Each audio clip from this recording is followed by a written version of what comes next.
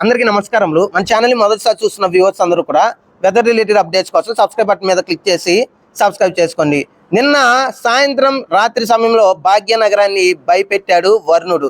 ఈ రోజు కూడా సాయంత్రం రాత్రి సమయంలో హైదరాబాద్ నగరంలో చాలా ప్రాంతాల్లో విస్తారంగా వర్షాలు ఉండబోతున్నాయి.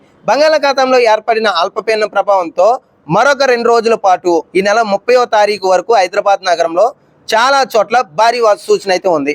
కాబట్టి నగర ప్రజలు కానీ ఉద్యోగస్తులు కానీ అందరూ జాగ్రత్తలు తీసుకొని అప్రమత్తంగా ఉండండి. బయటకు వెళ్ళే సందర్భంలో తప్పకుండా గొడుగులతో వెళ్ళండి. అలాగే వాహనాలను ఎవరు కూడా బయట పార్క్ చేయకండి. ఎందుకంటే వాహనాలను పార్క్ చేస్తే చాలా చోట్ల లోతట్టు ప్రాంతాల్లో ఎక్కువగా వరద వచ్చే అవకాశం అయితే ఉంది. అలాగే వర్షాలు తగ్గిన తర్వాత కొంచెం సమయం తీసుకుని అయితే మీ గమ్యస్థలాలకు చేరుకోండి. ఎందుకంటే తక్కువ సమయంలోనే ఎక్కువ వర్షాల కారణంగా చాలా చోట్ల పూర్తిగా కూడా ఇబ్బందికర పరిస్థితులు ఎదుర్కొనే అవకాశం అయితే ఉంది. కాబట్టి అల్పపీడనం ప్రభావంతో ఈ నెల 30 వరకు కూడా హైదరాబాద్ నగరంలో వర్షాలు ఉండబోతున్నాయి.